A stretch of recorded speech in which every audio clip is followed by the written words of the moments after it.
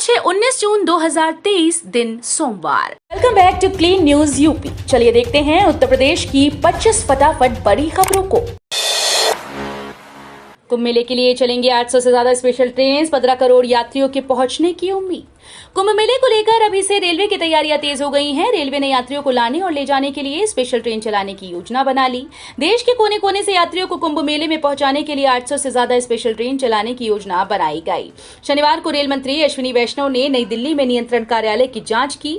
उन्होंने कुंभ मेले की व्यवस्थाओं को लेकर रेलवे अधिकारियों के साथ समीक्षा बैठक की।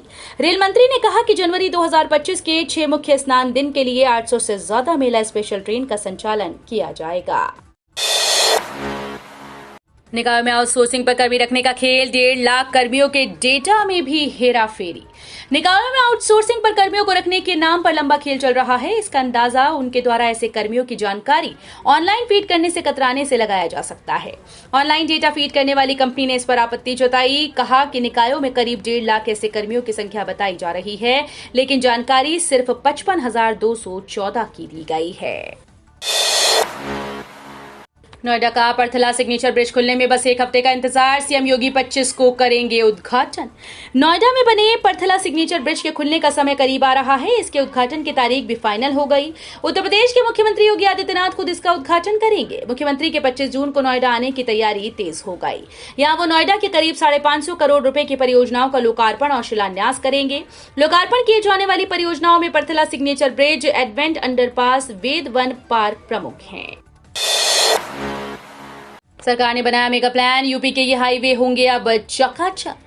सबसे ज्यादा एक्सप्रेसवे वाले उत्तर प्रदेश में अब राज्य ने स्टेट हाईवे को चकाचक करने का मन बना लिया है। फिलहाल नई सड़कों को नेशनल हाईवे का दर्जा दिए जाने पर लगी रोक को देखते हुए सरकार ने स्टेट हाईवे को सुपर स्टेट हाईवे में बदलने की योजना बना ली है। पहले चरण में 1500 किलोमीटर की कुल लंबाई वाले कुछ स्टेट हाईवे की चौड़ाई बढ़ाकर उन्हें सुपर स्टेट हाईवे में बदला जाएगा। ये टोल रोड होंगे और इनसे टोल के रूप में प्राप्त होने वाली राशि का इस्तेमाल यूपी के ग्रामीण इलाकों में सड़कें बनाने पर किया जाएगा। नोएडा में फंसे फ्लैट वालों के लिए गुड न्यूज। बिल्डर्स को 13,000 फ्लैट की 15 दिन में करानी होगी रजिस्ट्री। एडिशनल डिस्ट्रिक्ट मजिस्ट्रेट ने 15 दिन में 13,000 फ्लैट्स की रजिस्ट्री कराने के निर्देश दिए। डीएम के निर्देश पर एडीएम फाइनेंस वंदिता श्रीवास्तव की अध्यक्षता में शनिवार को कलेक्ट्रेट में तीनों अथॉरिटी के अधिकारियों व बिल्डर्स के साथ हुई बैठक में ये निर्णय लिया गया। ऐसा न करने पर भारतीय स्टैंप अधिनियम व रेरा अधिनियम के प्रावधानों के तहत कार्रवाई करने की चेतावनी दी।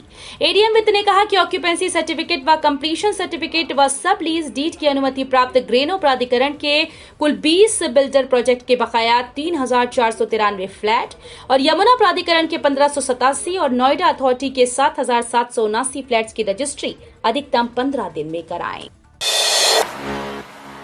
सीएचएमयू छात्रों को होटल में कार्य करने का मिलेगा अनुभव। कानपुर विश्वविद्यालय और होटल और रिजेंटा के बीच हुआ एमओयू साइन। छत्रपति शाहूजी महाराज विश्वविद्यालय के स्कूल ऑफ होटल मैनेजमेंट के छात्रों को अब बड़े होटल में कार्य करने का व्यवहारिक अनुभव भी मिलेगा और प्लेसमेंट की संभावनाओं में इजाफा होगा। इसको लेकर बीते कानपुर विश्वविद्यालय ऑल होटल रिजेंटा के बीच एक एमओयू में साइन हुआ। कानपुर में 32 थानेदारों का transfer. Kanpur police commissioner BP Jogdand ने 32 थानेदारों का तबादला किया है। इसमें 5 थानेदारों का चार्ज छीनते हुए उन्हें क्राइम ब्रांच भेजा गया, जबकि कई नए दरोगा और इंस्पेक्टर्स को थाने का चार्ज दिया गया। पुलिस कमिश्नर की माने तो काम के आधार पर दारोगा और इंस्पेक्टर्स को तैनाती और हटाने का काम किया गया है। एकेटीयू ने जारी किया 2023-24 का शैक्षणिक कैलेंडर।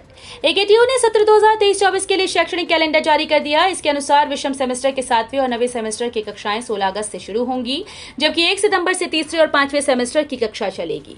1 अक्टूबर से सभी तीसरे सेमेस्टर की एमबीए और एमसीए की कक्षाएं चलेंगी। वहीं सम सेमेस्टर की दूसरे, चौथे, छठे, 8वें और 10वें सेमेस्टर की कक्षा फरवरी 2024 के पहले सप्ताह से शुरू होगी।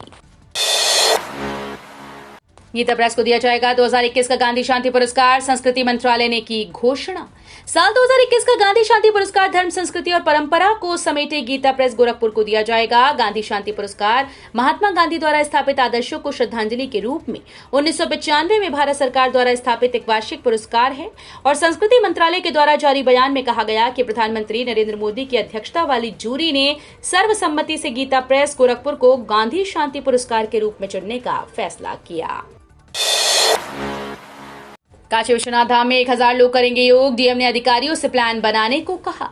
इस वर्ष 21 जून को अंतर्राष्ट्रीय योग दिवस की तैयारी तेज हो गई। रविवार को राइफल क्लब सभागार में जिलाधिकारी एस राजलिंगम ने बैठक कर अधिकारियों को लक्ष्य बनाकर माइक्रो प्लान प्रस्तुत करने को कहा। साथ ही जानकारी दी कि मुख्य कार्यक्रम श्री काशी विश्वनाथ धाम में आयोजित होगा, जिसमें 1000 से अधिक लोग एक साथ योगाभ्यास करेंगे। फिरोजाबाद में बोले अखिलेश यादव, 2014 में उत्तर प्रदेश से आई थी भाजपा की सरकार, 2024 में यहीं से चली जाएगी। उत्तर प्रदेश के फिरोजाबाद जिले में एक निजी कार्यक्रम में सपा मुखिया अखिलेश यादव पहुंचे। यहां उन्होंने सरकार को निशाने पर लेते हुए कहा कि प्रदेश में कानून व्यवस्था ध्वस्त है, सुरक्षा की जिम्मेदार पुलिस चांदी चोरी व वसूली में लगी है, महंगाई बेरोजगारी चरम पर है, पिछड़ों दलितों मुस्लिमों के साथ भेदभाव हो रहा है, किसान परेशान है। 2024 में भाजपा सरकार का जाना तय है। यूपी को 4 भागों में बांटने की जरूरत। ओम प्रकाश राजभर बोले, तभी होगा गरीबों का विकास। गरीबों का विकास तभी संभव है जब उत्तर प्रदेश को 4 भागों में बांटा जाए। ये कहना है सुबह सपा के राष्ट्रीय अध्यक्ष ओम प्रकाश राजभर का। वो रविवार को छतरपुर में आयोजित कार्यकर्ता सम्मेलन को संबोधित कर रहे थे। उन्होंने दोहराया कि पूर्व की भांति आगामी चुनाव में पार्टी का मुख्य एजेंडा प्रदेश में शराबबंदी होगी। रैदासियों को अगले साल मिलेगी यात्रा निवास की सौगात। संत निरंजन दास ने सीर गोवर्धन में किया शिलान्यास। श्री साधक संत रविदास के जन्मोत्सव पर वाराणसी के सीर गोवर्धन आने वाले श्रद्धालुओं को यात्री निवास की सुविधा अगले साल तक मिलने लगेगी। रविवार को संत Guru Ravidas public charitable trust के चेयरमैन संत निरंजन दास ने सीर में यात्री निवास का शिलान्यास किया तो पूरा क्षेत्र जो बोले सो निर्भय रविदास शक्ति अमर रहे के जयकारे से गूंज उठा। संत रविदास की जन्मस्थली पर बनने वाला यात्री निवास भवन 60 कमरों का होगा। 3 मंजिला भवन में लगभग 2.5 करोड़ का खर्च आएगा। नीट में समान अंक आने पर फिजिक्स को तरजीह। राष्ट्रीय चिकित्सा आयोग ने नीट यूजी में समान अंक आने पर जीव विज्ञान के बजाय भौतिक विज्ञान के अंकों को प्राथमिकता देने का फैसला किया। अभी ऐसे मामले में जीव विज्ञान के अंकों को प्राथमिकता दी जाती थी, उसके बाद रसायन विज्ञान और भौतिकी के अंकों को तरजीह मिलती थी। स्नातक चिकित्सा शिक्षा विनियम 2023 के अनुसार अगर सभी विषयों में समान अंक हुए तो कंप्यूटर से ड्रॉ निकालकर मेरिट लिस्ट जारी की जाएगी। लॉटरी निकालने में कोई मानवीय हस्तक्षेप नहीं होगा। मेरठ में मिलता है 1,500 रुपए का एक समोसा। 30 मिनट में खा लिया तो मिलेंगे 71,000। उत्तर प्रदेश के मेरठ में 12 किलोग्राम वजन का बाहुबली समोसा तैयार किया गया। इसे तैयार करने वाले दुकानदार का कहना है कि जो भी शख्स इस समोसे को 30 मिनट में खा लेगा उसे 71,000 रुपए का इनाम दिया जाएगा। दुकानदार ने कहा कि इस समोसे को लोग अपने जन्मदिन पर ऑर्डर करते हैं और केक की तरह काटकर बर्थडे सेलिब्रेट करते हैं।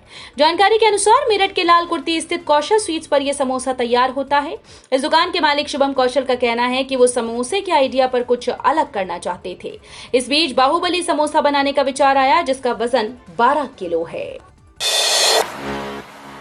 यूपी में बारिश शुरू। अगले 5 दिन तक 29 जिलों में रिमझिम बारिश का अलर्ट। उत्तर प्रदेश में लगातार हो रही भीषण गर्मी के बीच राहत देने वाली खबर है। मौसम विभाग ने यूपी के 29 जिलों में अगले 5 दिन तक कहीं हल्की तो कहीं झमाझम बारिश का अलर्ट जारी किया।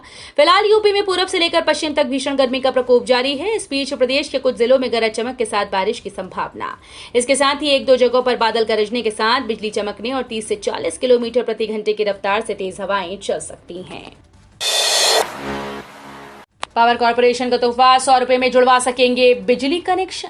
उत्तर प्रदेश के गरीब उपभोक्ताओं को पावर कॉर्पोरेशन में तोहफा दिया है। अब 1 किलोवाट के घरेलू विद्युत कनेक्शन को जोड़ने और काटने का शुल्क को 31 जुलाई तक माफ कर दिया गया।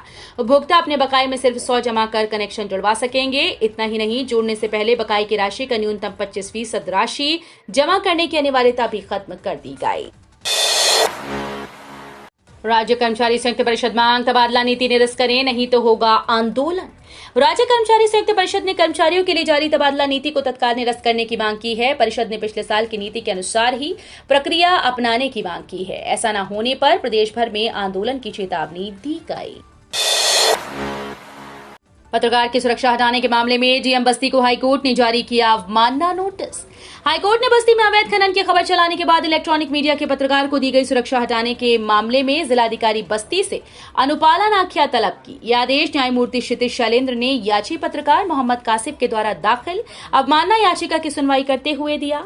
याची के अधिवक्ता सुशील कुमार तिवारी का कहना था कि याची ने अवैध खनन के खिलाफ खबर चलाई, जिसके बाद अज्ञात लोगों द्वारा जान से मारने की धमकी दी जाने लगी और उनका पीछा किया जाने लगा। यूपी के सभी स्कूल्स में गर्मी की छुट्टियां 26 जून तक कर दी गईं। बेसिक शिक्षा परिषद ने बढ़ाई गर्मी की छुट्टियों के दिन। उत्तर प्रदेश के सभी छात्र छात्राओं के लिए खुशी की खबर है। उत्तर प्रदेश के विद्यालयों में चल रही गर्मी की छुट्टियों को लेकर बड़ी खबर आई। उत्तर प्रदेश सरकार ने राज्य के विद्यालयों में ग्रीष्मकालीन अवकाश की तारीख को बढ़ा दिया। राज्य सरकार के बेसिक शिक्षा परिषद द्वारा सभी जनपदों के जिला बेसिक शिक्षा अधिकारी को 8 जून 2023 को जारी आदेश के अनुसार परिषद के नियंत्रणाधीन संचालित परिषदीय विद्यालय मान्यता प्राप्त बेसिक विद्यालयों में ग्रीष्मकालीन अवकाश की अवधि को 26 जून 2023 तक के लिए बढ़ा दिया गया। सहकारी चीनी मिल और डिस्टिलरी के 12,000 कार्मिकों को मिलेगा बढ़ा हुआ डीए। शासन ने जारी किया आदेश। यूपी की गन्ना समितियां और इनके शीर्ष संस्था गन्ना संघ और गन्ना सेवा प्राधिकरण के कार्मिकों और सहकारी चीनी मिल संघ सहकारी चीनी मिलें और आसवनियों के कार्मिकों को बढ़े हुए डीए का उपहार मिलेगा। प्रदेश के आयुक्त और निबंधक गन्ना एवं चीनी संजय आर भूसरेड्डी ने बताया कि प्रदेश की आर्थिक रूप से सुदृढ़ 7वें वेतनमान की गन्ना समितियों एवं गन्ना संघ के साथ साथ छठे और पंचम वेतनमान की गन्ना समितियों, चीनी मिल संघ, सहकारी चीनी मिलें, आसवनियों और जिला, क्षेत्रीय और राज्य गन्ना सेवा प्राधिकरणों में बढ़े हुए डीए की स्वीकृति प्रदान की गई।